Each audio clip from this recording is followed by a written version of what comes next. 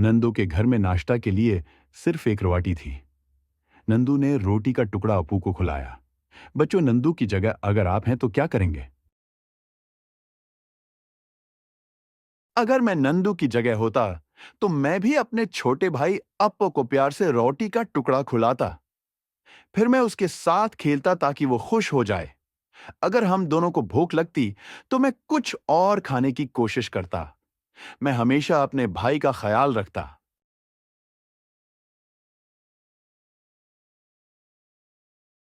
दुकान के बाहर गरी हुई जलेबी देखकर नंदू के दिल में क्या क्या ख्यालात भर आए। ये जलेबी मैं अप्पू के लिए ले जाऊंगा, वो बहुत खुश होगा। अप्पू को जलेबी बहुत पसंद है, इसका दिल खुश हो जाएगा। अल्लाह का शुक्र है, मुझे कुछ खाने को मिल गया। मैं जल्दी से ये जलेबी लेकर अप्पू के पास जाऊंगा। अप्पू खुश होगा जब वो जलेबी खाएगा।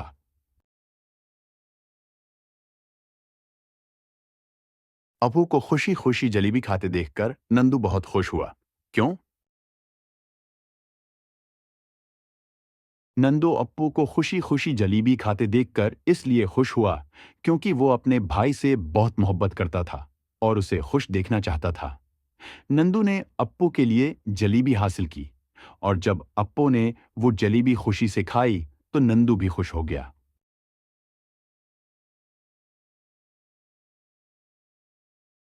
कहानी का हिस्सा गौर से पढ़िए और इशारे की मदद से सवालात तैयार कीजिए। कैसे, कहाँ, कौन, कितना। नंदू 10 साल का लड़का था। वो अपने छोटे भाई अप्पू को बहुत प्यार करता था। उनके अब्बा 3 साल पहले मर गए थे। माँ जानो कई साल से बीमार थीं। ये बंजारे लोग शहर के करीब एक पुल के नीचे झोंपड़ी में रहते थे। जानो गली गली में गीत गाकर जिंदगी गुजराती थे।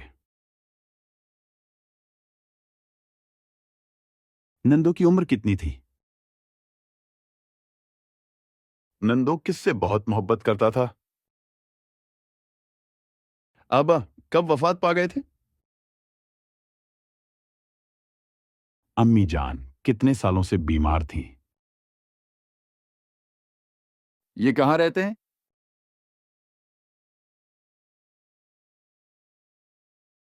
जानो किस तरह जिंदगी गुजारते थे? कहानी गरम गरम जलेबी आपको कैसी लगी? इसमें कितने किरदार हैं? कौन सा किरदार आपको पसंद आया? इस किरदार के बारे में नोट लिखिए। नंदो, अप्पू, जानू, नंदो और अप्पू की मां, दुकानदार। मेरी नजर में नंदू का किरदार बहुत पसंद आया। वो एक 10 साल का बच्चा है जो अपनी मां की बीमारी और बाप की गैर मौजूदगी में अपने छोटे भाई अप्पू का ख्याल रखता है। नंदू न सिर्फ अपने भाई से मोहब्बत करता है बल्कि उसकी भूख मिटाने के लिए हर मुमकिन कोशिश करता है। यहां तक कि अपने लिए कुछ न होने के बावजूद जलेबी को अप्पू के लिए ले आता है।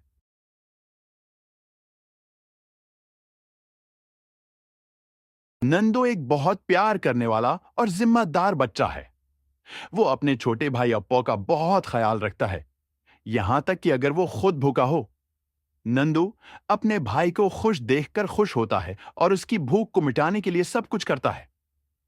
नंदू की शख्सियत हमें सिखाती है कि हमें दूसरों का ख्याल रखना चाहिए। सेहत के लिए कुव्वत बख्श ग़िज़ा की ज़रूरत होती है। नंदुरुस्ती कायम रखने के लिए कौन कौन सी ग़िज़ाएं ज़रूरी हैं? नोट लिखिए। इशारे: अंडे, सब्जी, गोश्त, फल, अनाज, दूध, मछलियां, मक्खन। इंडा प्रोटीन, विटामिन डी और बी विटामिन का बेहतरीन जरिया है। ये जिस्म की ताकत बढ़ाने में मदद करता है। सब्जियां: पालक, गाजर, ब्रोकोली जैसी सब्जियां जिस्म को तवानाई और ताकत फराहम करने वाले विटामिन, मादनियात और फाइबर फराहम करती हैं।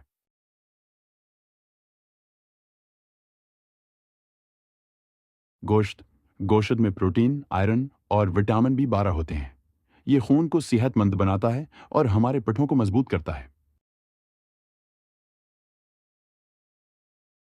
फल: सेब, केला ऑरेंज जैसे फल हमारे जिस्म को मजबूत बनाने वाले विटामिन्स और मादनियात देते हैं, खास तौर पर विटामिन सी, जो हमें बीमारियों से बचाता है।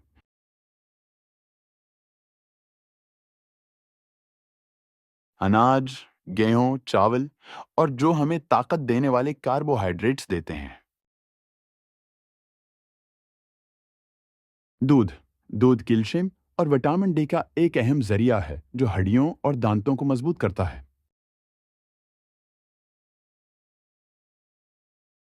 मछली मछली में ओमेगा 3 प्रोटीन और विटामिन डी होते हैं जो दिल और दिमाग के लिए अच्छे हैं। मक्खन मक्खन हमें तवानाई और विटामिन ए देता है जो हमारी जल्द के लिए अच्छा है। नीचे दिए अल्फाज को पढ़िए और उनकी मदद से जुमले बनाइए। नंदू के पास जलेबी का टुकड़ा था। के नीचे जलेबी दुकान के बाहर गिरे हुए नीचे पड़ी थी। के किनारे नंदू सड़क के किनारे खड़ा था।